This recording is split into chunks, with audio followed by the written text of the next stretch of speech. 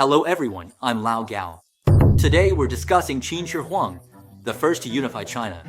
Before him, China was in the spring and autumn and warring states periods, with many small states fighting. Figures like Laozi, Confucius, and Sunzi lived during these periods. Qin Shi Huang came after. The spring and autumn period began in 770 BC, lasting 300 years, followed by the warring states period for another 250 years.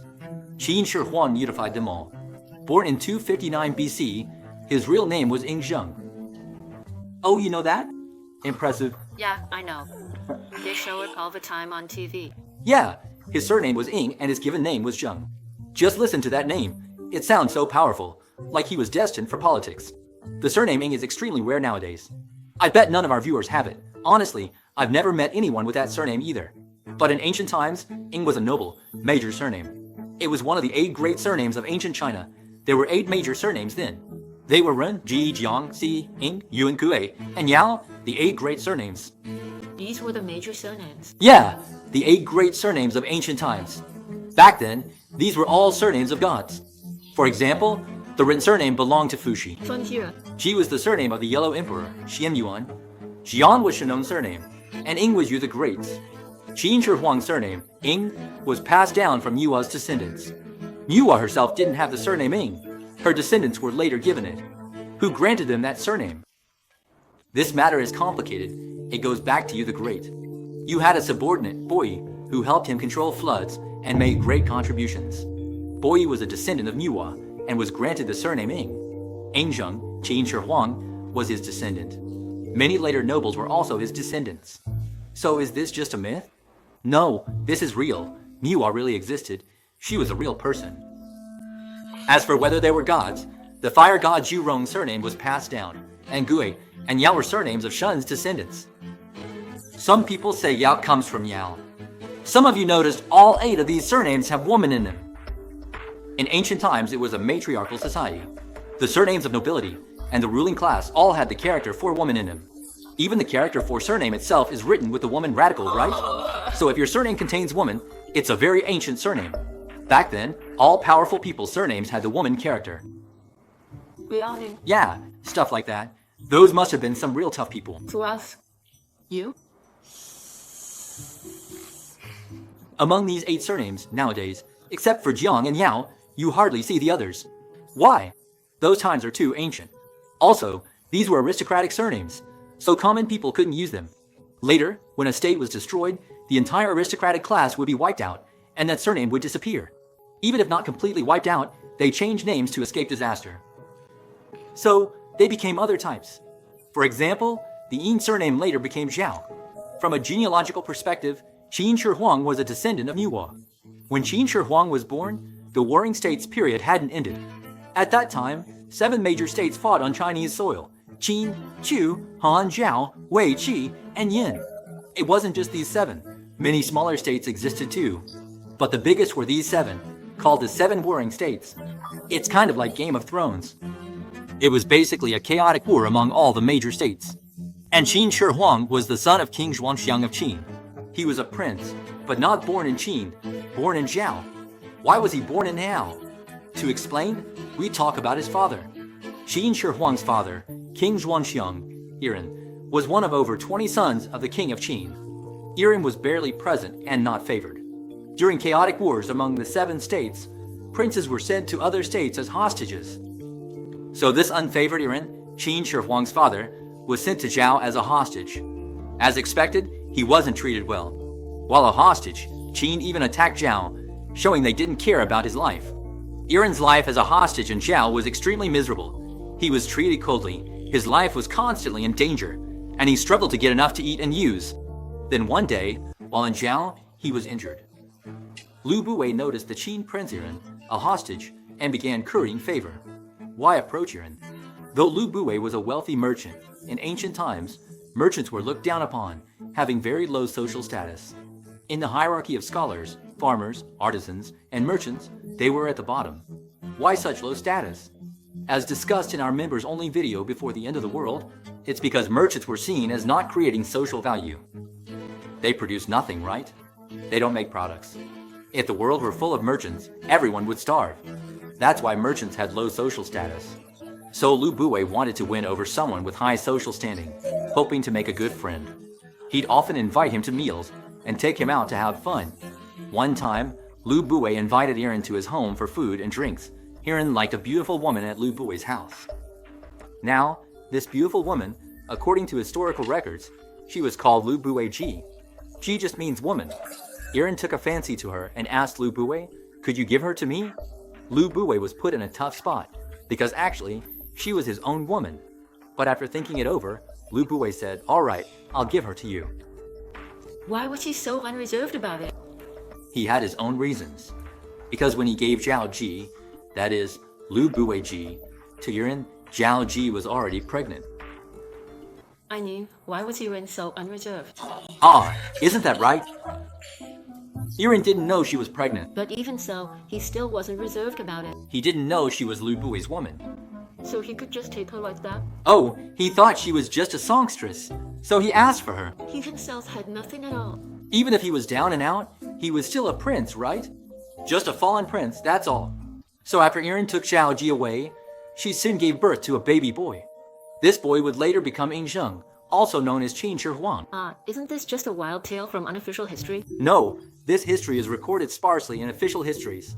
The records of the Grand Historian in Lu Bue's biography mention such a rumor, so we can't completely rule out this possibility.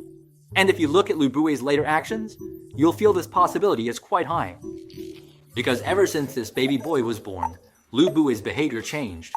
Before, he would just invite him to eat and drink, but soon after, he started talking business right away. He went to discuss with this performer, saying, "If I can help you return to Qin and become the king of Qin. At least, would you be willing to become crown prince?" Yiren replied, "That would be great, of course I would.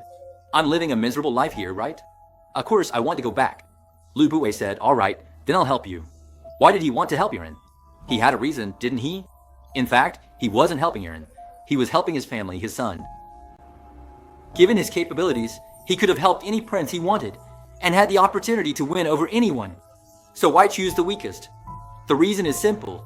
The weakest one's family included his own relatives. Lu Bue first gave Yiren 500 gold coins. Whether that meant 500 taels of gold or copper coins, we don't know. But it was a lot of money then. What was it for? To help him establish a position in high society and build connections. Then he took another 500 gold coins to buy rare treasures and went to Qin to build connections. There, he got in touch with someone named Lady Huayang. Who was she? The queen of Qin. Why did he seek out the queen of Qin? At that time, the king of Qin was about to die. His health was failing and so on. This queen had no children, while the king and his concubines had given birth to more than 20 children. This queen had no children, so she was always looking for an adopted son. If she had no children, once the king of Qin died, her position would be in jeopardy. The next king would have no relation to her and could depose her. So she was always looking for a son. At this point, Lu Bue showed up and said, "Hey, your Qin state has a hostage in our Zhao state, named Yiren. He has noble blood and good character. What do you think about making him your adopted son? If he becomes your adopted son, your position will be secure. And besides, he's a Qin native, so there's no issue at all." Madame Huayang realized it made sense, so she said, "Let me meet him." Lu Bue then arranged their meeting. Knowing Madame Huayang was from Chu, Lu Bue had Yiren dress in Chu-style clothes and speak the Chu dialect. Madame Huayang was immediately moved, thinking he's the one. Of course, she would take him as her adopted son. And besides, Madame Huayang only had this one child, and she was the legitimate empress. So Yiren, who was just a minor son in Qin, someone who wasn't favored at all, suddenly became the legitimate eldest son. So they let him go back, right? He went back, and then he came back again. So did they switch out the hostage or not? They didn't switch. So why did the state of Zhao agree to let this person go? This was also thanks to Lu Bue. Lu Bue went to the king of Zhao and said, "If you let him go, he'll remember your kindness. If he goes back and becomes the king of Qin, then Qin and Zhao will have a good relationship from then on. But if you don't let him go, if the king of Qin dies and any other prince takes the throne, this Yiren will be completely worthless." The king of Zhao thought that makes sense, so he let him go back. So, when Ying Zheng was about 10 years old, and this Yiren was around 30, they let him go back. As soon as he got back, the king of Qin died, and he ascended the throne. and Yuan also kept his promise. He had told Lu Buwei before, "If I become the king of Qin, I am willing to rule the world together with you." Sure enough, after he became king, he appointed Lu Buwei as his prime minister. If he really helped his own son, wouldn't the two of them get along well? Oh, looking at it now, it's possible, isn't it? I think a lot of men are very loyal to their friends, willing to go to great lengths for them, but there aren't as many who are willing to make that kind of sacrifice for their own children. All right, so you think he was purely helping the entertainers, and it had nothing to do with Ying Zheng? Yes. Ying Zheng was just a supporting factor, so it's possible for the two of them. People later might not understand their relationship. Yeah, it's possible. That would explain why he could even give away his own wife. Seriously? Yeah, she was just for show. Or maybe, right, maybe their relationship was even deeper. After Aaron became king of Qin, he died of illness just 3 years later, and the 13-year-old Ying Zheng inherited the throne of Qin. Would your dad do that much for you? He would, if I could become the king of Qin. Would my dad do that? God, I don't think your dad would care about you. he'd probably just send me off as a hostage. That's possible. Your dad wouldn't just send you off as a hostage. He'd probably attack the country too. That's possible.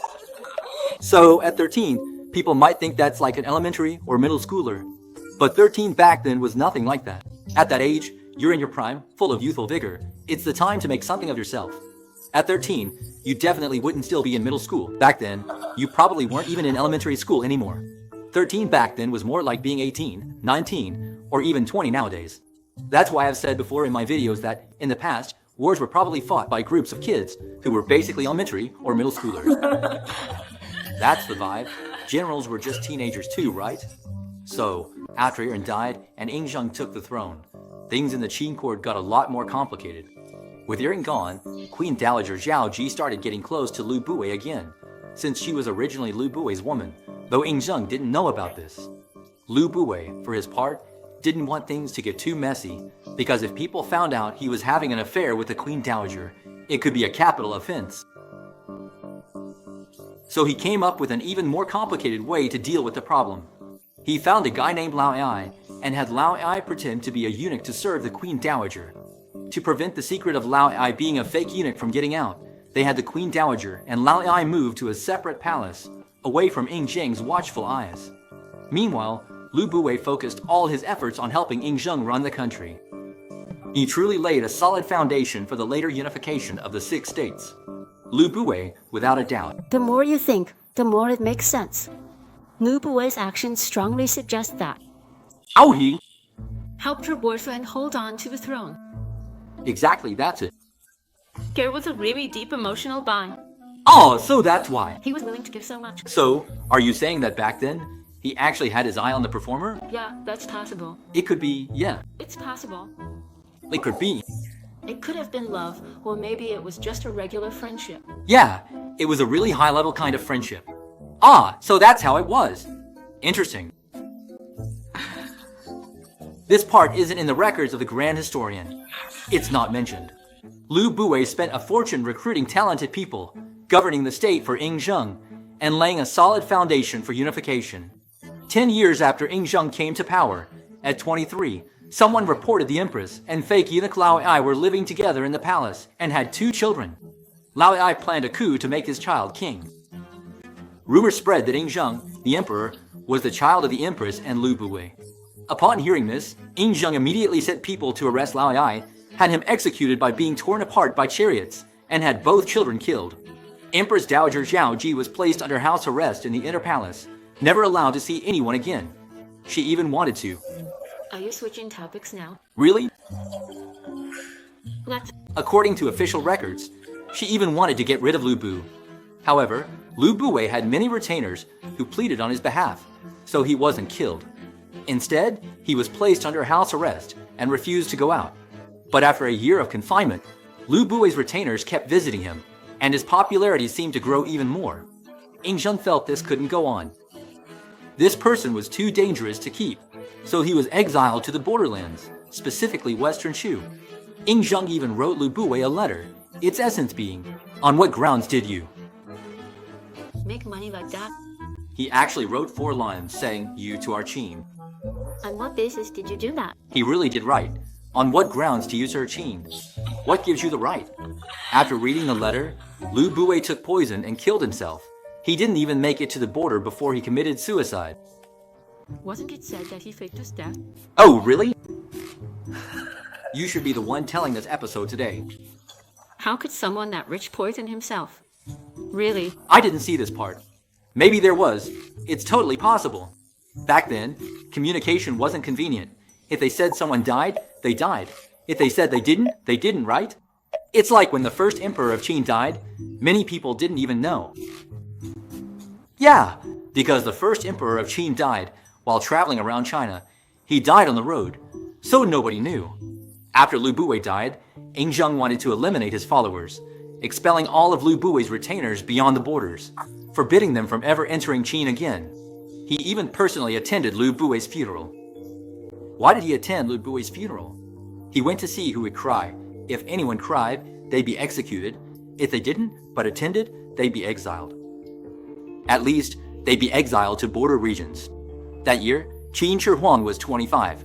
5 years later, at 30, began his campaign against the 6 states. First, at 31, destroyed Han.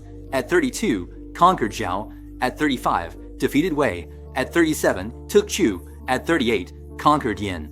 And at 39, unified the 6 states by defeating Qi. It took him 13 years to achieve unification, capital at Xianyang. Qin Shi Huang became the first emperor in Chinese history. The term emperor was coined by Qin Shi Huang. Before that, all kings were called Wang. In the Shang, Zhou, Spring and Autumn, and Warring States periods, they were Wang, not emperors. Further back, the 3 sovereigns and 5 emperors existed, so emperor comes from there. Qin Shi Huang felt he couldn't just be Wang, being far more powerful than a king. He needed a word showing he was above a king. So he settled on emperor. This meant he was on the same level as the 3 sovereigns and 5 emperors. And it was from this point on that all rulers in China were called emperor. But after becoming emperor, just 10 years later, Qin Shi Huang died. He died at 49. His father only lived to 35, but he made it to 49, highlighting the short life expectancy back then. Yet, in those 10 years, he accomplished major things. For example, he unified the written script, currency, and weights and measures. He also implemented the commandery county system, dividing the country into provinces and cities, with governors and mayors appointed by the central government. Their families were kept in the capital to prevent rebellion. He also forced all wealthy people to move to the capital. If royal or wealthy, you had to move to the capital and live there. They'd ensure good food and drink, but you weren't allowed to leave. Besides, they confiscated all metal objects from common people and melted them for public use. The main goal was to prevent rebellion. If ordinary people made their own weapons, like knives and spears, that wouldn't be good. The Great Wall's construction is another famous thing. It existed during the Warring States period, to prevent Xiongnu attacks from the north. Northern states built their own walls. Qin Shi Huang connected them, forming the Great Wall of China. Another famous event was the burning of books and burying of scholars. After unifying the country, he wanted to standardize writing, weights, and measures. Scholars disagreed and protested, so he burned their books and buried the intellectuals. Lastly, there was massive construction. Qin Shi Huang loved building palaces. He planned to build 300 palaces in the capital and 400 outside, but none were completed before he died. The largest palace he built was the Apang Palace. Before its completion, Qin Shi Huang died. A rebellion broke out, and the Apang Palace was set on fire. It burned for 3 months before being destroyed. So the Apang Palace no longer exists, but its site was found in Xi'an. Based on current archaeological findings, the total area of the Apang Palace site, combining all remains, covers about 6 square kilometers. The central main hall, the largest, covers 80,000 square meters. 80,000 square meters is a large area. The Forbidden City's Hall of Supreme Harmony is much smaller. If the Hall of Supreme Harmony is 3,000 square meters, 80,000 square meters could fit 30 of them. If each square meter holds 1 person, it could accommodate 80,000 people. Security tough to manage. Walking from one end to the other would take a long time. What? So, besides the Apang Palace, he also built an even bigger structure, his own tomb. Where is this tomb? At first, no one had any idea, because it was meant to be hidden, right? All of its treasures were concealed inside the tomb. But exactly 50 years ago, in March of 1974, this very month, a group of farmers in Xi'an were digging a well and unearthed a human head from the ground. Finding a head was ominous. That area often yielded pottery jars, but digging up a clay human head felt unlucky. So they dug elsewhere, but again found another. They moved to another spot and found another head, soon uncovering a whole row. Villagers contacted the local committee, which reported it to authorities. The Cultural Relics Bureau came, and when experts saw what was there, they realized it was extraordinary. They sealed off the area and began excavating, a process lasting over a decade. They realized this was the mausoleum of the first Qin emperor. What they dug up were the terracotta warriors. It's been 50 years since its discovery, considered one of the greatest archaeological finds of the 20th century. The mausoleum has two main parts, the Terracotta Army pits and the Imperial Tomb. The Terracotta Army pits, located to the east, have been excavated, 3 pits in total. The Imperial Tomb, however, has not been excavated. The two sites are 1.5 kilometers apart. Observations show Qin Emperor's mausoleum was never looted.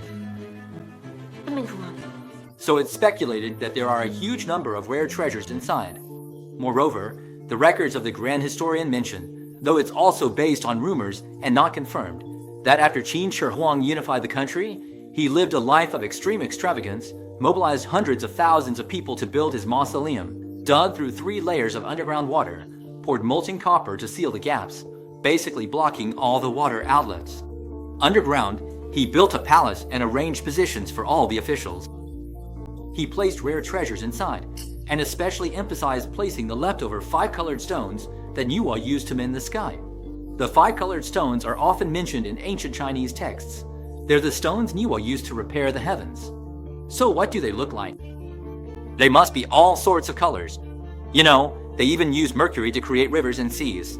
The ceiling was painted with astronomical images, and below there were only maps. They used the fat of giant salamanders to make everlasting lamps that could burn for thousands of years without going out. So, the lamps inside that palace should still be lit even now. Real? It's true, I'm not kidding. It's real. You wouldn't know unless you opened it, you know? Once you open it, a blinding light will shine out and you'll realize it's real. They even had master craftsmen set up all kinds of mechanisms inside, so that music and drums would play throughout the palace. So it's fake then? Let's open it up and take a look. There's music inside, and there's even light. Plus, they used machinery to move mercury to simulate the flow of rivers. Dude. Mercury has flowed here for millennia. To prevent secrets leaking, after the mausoleum of the first Qin emperor was completed, the second emperor of Qin ordered all craftsmen sealed inside the tomb. They were buried alive. Just how deep and large is this palace? Currently, there's much debate in academic circles, especially regarding its depth. What we see now is just a surface mound, its area giving a pyramid-like vibe, but it's not nearly as tall. It's actually very deep underground. Archaeologists generally believe it's between 20 and 50 meters deep, but the exact depth is unknown. Rumors even suggest it could be over 1,000 meters deep, but from an excavation technology perspective, that's just not possible. Not a word of it is true. There actually aren't any records of this. Did the historical records from that period mention it? Maybe there were records from that time, right? I'm really interested in what's inside. The everlasting lamp. Not the everlasting lamp. What I'm interested in is the 5-colored stones. Everywhere you look, the 5-colored stones are mentioned, used to patch the sky. So, even though there are different theories about Emperor Qin Shi Huang's tomb, they all mention it contains rare treasures. Back in those days, they kept things really well for you. It's possible that what seems pretty ordinary to us now, right? Like, for example, some aluminum items, things like that. Like glass balls, for example. Oh, really? They didn't have those. That's right. Back then, those things were considered really rare. So, since up until now there haven't been any signs of this wooden chest being broken into, in theory, every single item inside could potentially be a world-class heritage artifact. Yeah, without being absolutely certain, excavating could cause irreversible damage. So up to now, no one has dug it up. The key issue is that we know nothing about the internal structure. After all, Qin Shi Huang didn't want anyone to know what's inside. Historical records mention that there are mechanisms inside, various kinds of automatic traps, so going in could be dangerous. Ma Huayuan is really good with oil. Oh, the famous giant salamander. Is it the same kind of giant salamander we have now? No, it's really a fish that looks like a baby. recorded in historical texts. Even if I don't know exactly what those mechanisms were, it's confirmed that mercury has been found inside. Detected abnormal mercury in the surrounding area, so there were rivers, lakes, and seas of mercury. Once dug up, there's a risk of poisoning. That's why it can't be excavated. A clear example is the Terracotta Army. The terracotta warriors we see now are gray and dull, but actually, they were painted in color. Once unearthed, they were exposed and oxidized. Many experts strongly advise against excavating, but others want to dig it up. On one hand, they want to know what's inside. After all, this tomb has never been robbed.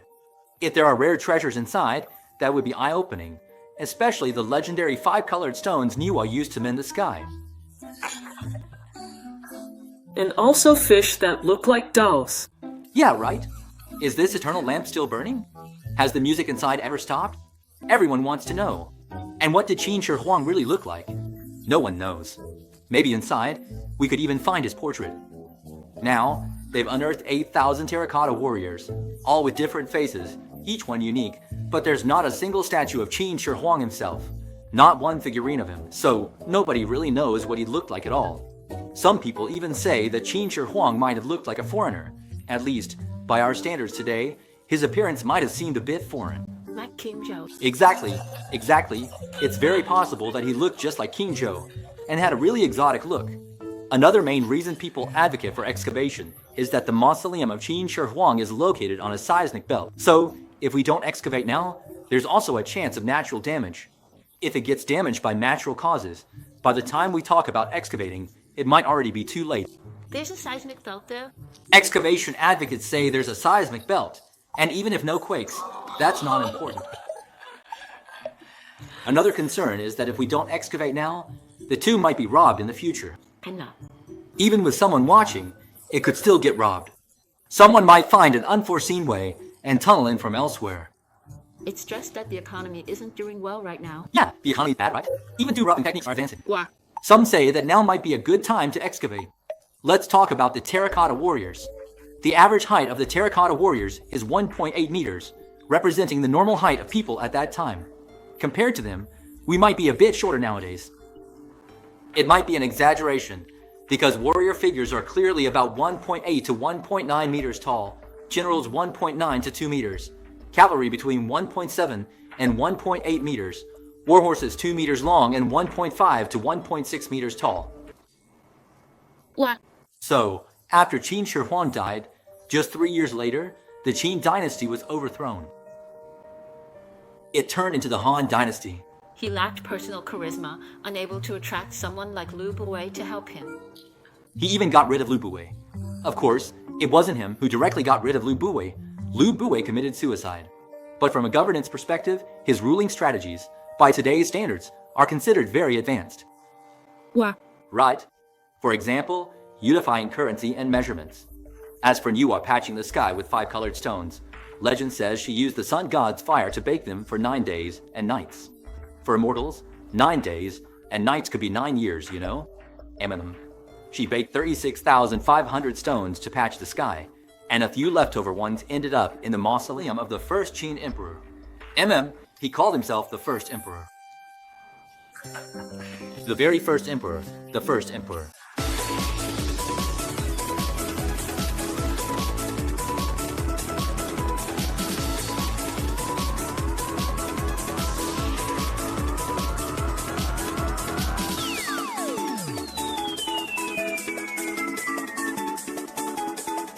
Hey,